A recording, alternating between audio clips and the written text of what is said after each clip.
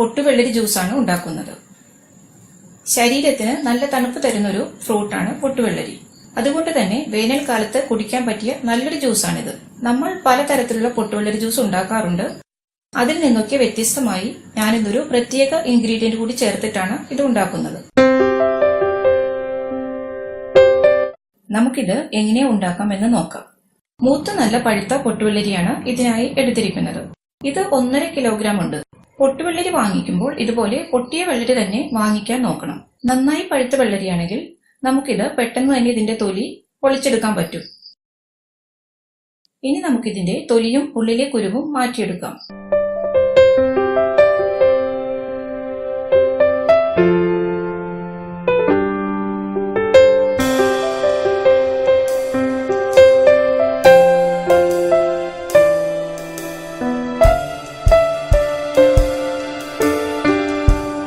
തൊലി ഇതുപോലെ പൊളിച്ചെടുക്കണം.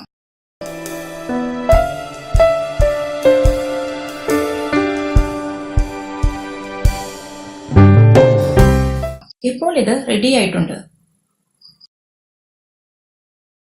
ഇത് നല്ല പഴുത്ത വെള്ളരി ആയതുകൊണ്ടാണ് ഇതുപോലെ സോഫ്റ്റ് ആയിട്ട് ഇരിക്കുന്നത്. ഇനി നമ്മൾ ഇതിലേക്ക് ചേർക്കുന്നത് തേങ്ങയാണ്. ഒരു അരമുറി തേങ്ങ ചിരവിയത് ഇതിനായി എടുത്തിട്ടുണ്ട്. പിന്നെ 10 ടേബിൾ സ്പൂൺ പഞ്ചസാരയും വേണം. മധുരമൊക്കെ നിങ്ങളുടെ ഇഷ്ടത്തിനനുസരിച്ച് ചേഞ്ച് ചെയ്യാം. പിന്നെ ഐസ് ക്യൂബ്സും വേണം. ഇനി ഇതിലേക്ക് ചേർക്കേണ്ട പ്രത്യേക ഇൻഗ്രീഡിയന്റ് ഇതാണ്. ഇത് 3 ടേബിൾ സ്പൂൺ കുത്തരി കഴുകിയതിനു ശേഷം ഡ്രൈ ആയി വറുത്ത് പൊടിച്ചെടുത്തതാണ്. നമ്മൾ ചോറ് വെക്കാനൊക്കെ എടുക്കുന്ന അരി തന്നെയാണ് ഇതിനായി എടുത്തിരിക്കുന്നത്. വെള്ള അരി ആയാലും കുഴപ്പമൊന്നുമില്ല. പൊട്ടുവെള്ളരിയുടെ കൂടെ നല്ലൊരു കോമ്പിനേഷനാണിത്. ഇനി പൊട്ടുവെള്ളരിയുടെ അതേ രുചി തന്നെ വേണമെന്നുള്ളവർക്ക് ഇത് ഒഴിവാക്കിയും ചെയ്യാം. ഇനി നമുക്ക് മിക്സിയുടെ ജാറിലേക്ക് തേങ്ങ ഇട്ട് കൊടുക്കാം. ഞാനിപ്പോൾ ഇത് 2 പ്രാവശ്യമായിട്ടാണ് അടിച്ചെടുക്കുന്നത്. അതുകൊണ്ട് പകുതി തേങ്ങയാണ് ചേർക്കുന്നത്. പകുതി പഞ്ചസാരയും കുറച്ച് ഐസ് ക്യൂബ്സും ഈ പൊടിയിൽ നിന്ന് പകുതി പൊടിയും ചേർത്ത് കൊടുക്കാം. ഇത് നന്നായിട്ടൊന്ന് അടിച്ചെടുക്കാം.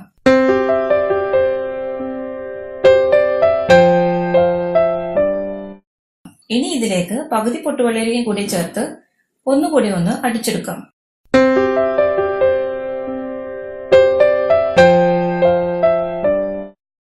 ഇപ്പോൾ ജ്യൂസ് റെഡി ആയിട്ടുണ്ട്.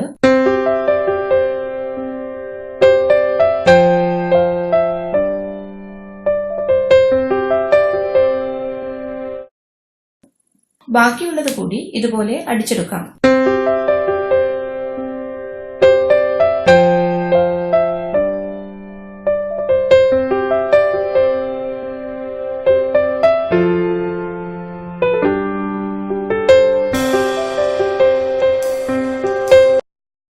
ഇപ്പോൾ നമ്മുടെ രുചികരമായ പൊട്ടുവെള്ളരി ജ്യൂസ് റെഡിയായി കഴിഞ്ഞു.